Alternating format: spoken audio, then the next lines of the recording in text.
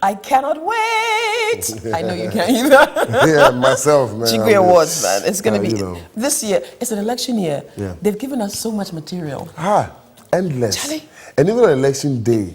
Oh, there'll be even more. Yeah, So, I can't wait for Cadon Cause releases. So we'll release the categories and the nominees to you as the days go on. But trust me, this year is going to be awesome. Okay, so stay tuned for that. Agyei Awards 2016. December 7 edition. Okay. Now, do you like fish? Hey, with my KK. Yes. Fish almost goes with everything in Ghana. Yeah, I know. Yeah, and then these days there's tuna bread too. So, what? Yeah, tuna bread. What is tuna bread? Yeah, tuna like bread. You put tuna in your bread? Yeah. Like a tuna sandwich? No, they're gonna Ghanaians and witchcraft, so. What is what's tuna bread? Tuna bread is, the bread is baked with tuna in it.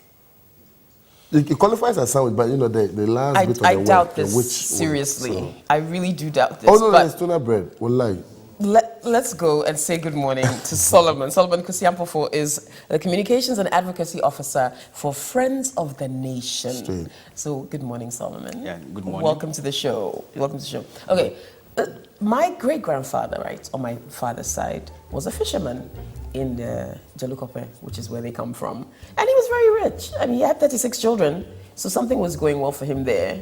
But it looks as though a lot of fishermen or people in the fisheries industry complain that the industry isn't doing too well and isn't collapsing, and that we eat too much fish in Ghana, so there isn't enough supply for them to even harvest for us to consume. So we're going to talk to you about the state of the industry and whether or not there's an upward trend in growth, or whether we need to take a serious look at sustaining the fisheries industry in Ghana. Okay, so Friends of the Nation. First of all, what is it about? Yeah, so Friends of the Nation is a socio-environmental advocacy NGO, okay. Which is based in the western region of Ghana. It was established in 1993, and we got our certificate to operate as an NGO in 1994. We operate in 4 thematic areas.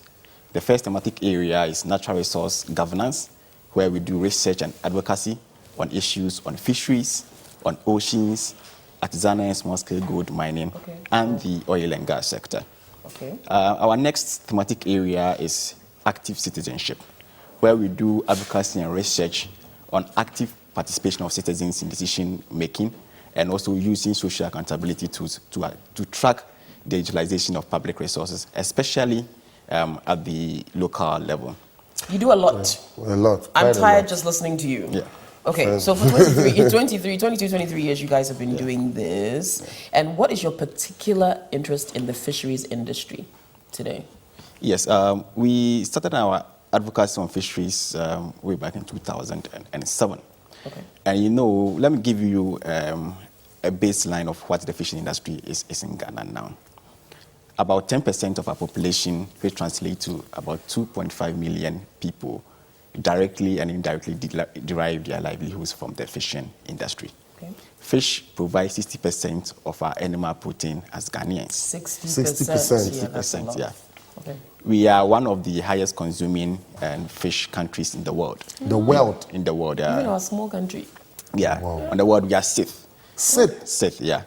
We consume between 23 and 27 kilos per capita annually, which means that for every year, everybody consumes an average about 23 kilos of fish, which means that we eat a lot of fish in this country. Okay. And fish also contributes about 4.5% of our GDP.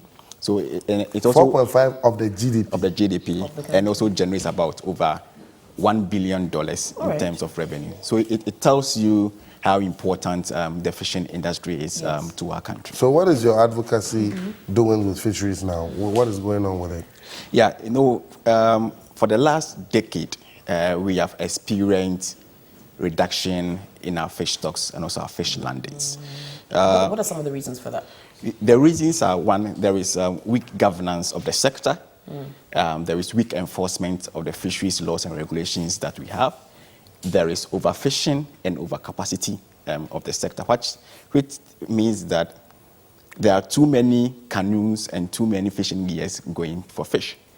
Because we operate in an open access regime where we don't regulate how many fishing canoes go for fishing. So there's too many people going for fish, and that has resulted in overfishing and also overcapacity. So do we have shortage of fish in our ocean? Is that what you're trying to say? Yes, currently our fish stocks have dwindled. So in 1996, the total fish landings for all species was about 400,000 metric tons. In 2014, it has reduced to about 220,000 metric tons. By almost half. Yes, by almost half. If you say our fish stock, you mean the fish we stock, after we harvest them, or fish stock in the ocean? You're talking about the fish landings, the fish that we land. Okay. The fish that we land. That's what I'm saying. In 1996, we were landing about 400,000 metric tons that we were able to catch. But because the stocks are dwindling, that is why we are not able to harvest more. Okay, cool. So you're an advocacy organization, obviously, but who is listening to you, or who's the Ministry of Fisheries and Aquaculture is there? I know Honorable Shariata is in charge of that. We see them active on the scene, but what's the impact they're making from your perspective? Do you think some of the efforts or policies that they're trying to put in place for the sector are actually having an impact? Or what's your assessment? Yeah, so I'll put it in various categories because as mandated by the Fisheries Act 625 of 2002, the Ministry or the Fisheries Commission is supposed to develop a fisheries management plan. Currently, we have a fisheries management plan from 2015 to 2019, which seeks to address some of the major challenges that I've mentioned in the fishing industry. So in that aspect, we have a fisheries management plan in place.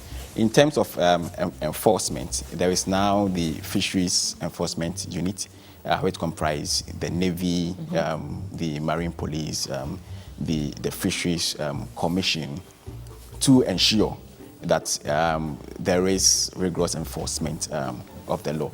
So in terms of these things, there are current measures in place to address some of the challenges that we face in our fishing industry. And then, of course, DKB should stop eating so much fish.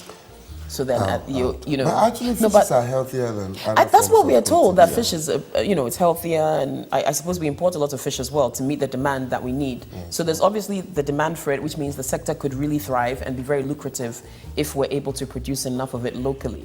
So I guess it's a balancing act. So is there any project coming up from Friends of the Nation in this fish direction? Just quickly, 20 seconds. We are currently, we are doing the USAID Ghana funded sustainable fisheries management. Is it what? The USAID Ghana funded sustainable fisheries management project, which seeks to rebuild our dwindling fishing stocks. Because as I said, over the last decade, we have experienced dramatic decrease in our fish stocks and also our fish landings. So we need to put in the necessary mechanism to correct this and also reverse the trend and rebuild our fish stocks. So you are just basically aiming at increasing our fish landing, but also reducing overfishing, right?